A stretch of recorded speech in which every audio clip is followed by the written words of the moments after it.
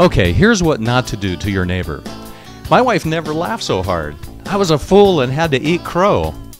First, you must understand some background. So imagine this. The nice neighbors who happen to own 2 psycho yappy chihuahuas that supposedly sleep outside our bedroom window, endlessly yapping at night, during the day, anytime anything moves outside, whenever I walk in the yard, whenever I mow, all the bloody time. You know, I was secretly wishing that they would escape into the yard while I'm mowing or weed whacking. Midnight prayers for an accident or miracle to happen. Then more fuel to the fire. Every morning we sit in our front room and have tea while slowly waking up and gazing out into the park across the street. Inevitably, the morning dog walkers will stroll on down the sidewalk in front of our house with their furry Fido and Foo-Foo friends in tow. And like clockwork, the happy mutts will leave a gift or a steamer in the corner of our yard by the light pole. No matter what we plant there or rip out of there, it seems like that every dog that passes is so interested in that bloody corner. Did I mention that we don't have dogs? So it's always pleasant to find that wrapped present in our yard. Or inevitably, the lawnmower finds it and flings it at me. On more than one occasion, I've opened the window and yelled something during the morning dump and embarrassed the owner. It became a source of irritation for us, probably worse than that hated little pink pig, and I refused to provide the neighborhood doggy toilet. So imagine, to my surprise, one afternoon, as I'm sitting in the front room at the computer sipping my glorious afternoon tea, I see the neighbor clamoring with his 2 psycho chihuahuas. And yep, just like clockwork, they stopped at that blessed corner. Oh, no, you don't. Surely you're not going to let them go right there. That's what I was thinking. But just like a dog taking a slow-motion dump on the lawn of a background of a redneck wedding ceremony, I stared in disbelief at the classic canine squat. Sure enough, a fresh, steaming deposit. The dog's owner, our neighbor, looked up towards the house, and I could see by the look on his face exactly what he was thinking. Is anyone looking? He gazed around toward the house again.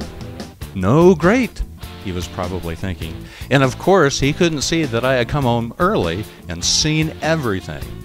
After Foo-Foo did his thing, his human nonchalantly proceeded to walk Foo-Foo and Cookie down the sidewalk.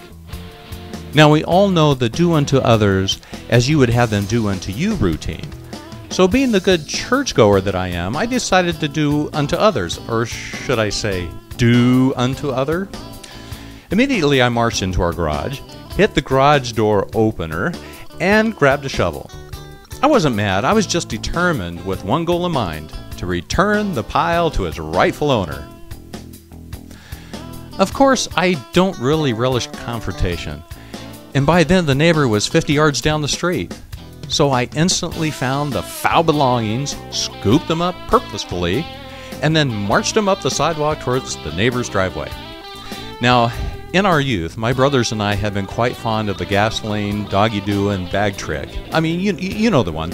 You know, light the bag on fire on someone's doorstep and ring the doorbell and run. The surprise is after the fire is stomped out. Yes, that crossed my mind, but with our neighbor, I just wanted to get even, not create an ongoing feud. So I deposited the soft chunks, there were 3 of them, on his driveway in a spot where I was sure that he would see him on his return with his little snarling poop machines. After putting the shovel away and returning inside the house, I told my wife the whole sequence of events. She seemed quite taken with my story and laughed quite heartily. In fact, she laughed and laughed. Proud of myself, I returned to the front room and to the computer. Not paying attention to the time, maybe it was 10 minutes had passed, and as I glanced up at the computer and looked out the window, I saw the neighbor again. Aha, I thought, you have a surprise waiting for you at home. But he was stopped with Foo-Foo and Cookie nosing about, and he was hunched over near the light pole corner of our yard looking for something. Looking, scanning. Oh, I wish I would have had a camera to record him looking about for all those blasted nuggets. That was so classic. But wait, what's that? Bag in his hand. Oh, you're kidding, I thought. You actually came with a bag to pick it up? Now that was one of the things that I did not see coming. On a side note, you know how dog owners are. No offense to dog lovers, will turn the bag inside out around their hand like some sort of a sick muppet or puppet and gobble up the little treasure balls like a Pac-Man game. And then reverse the bag and put it in their pocket afterwards. Have you seen that? You gotta love dog lovers. They don't mind finishing their walk with a gushy sack of hot nasty in their belly packs. You know, just waiting to ooze out. Back to our neighbor, though. He was quite intent on finding the stash and looking a little taken back as to where it must be.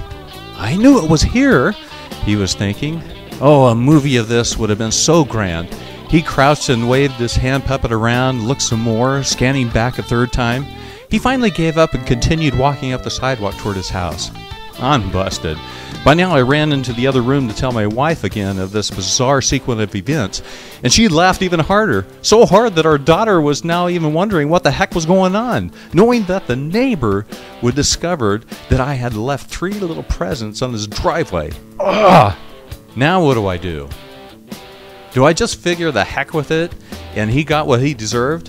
When in actuality, he had already made amends for the mutt, at least in intent.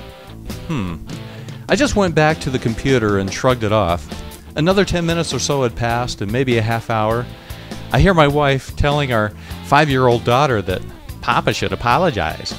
Well, not 30 seconds later, our daughter comes into the front room to tell me, "You should go and apologize." At first I thought, nah, no need, no big deal.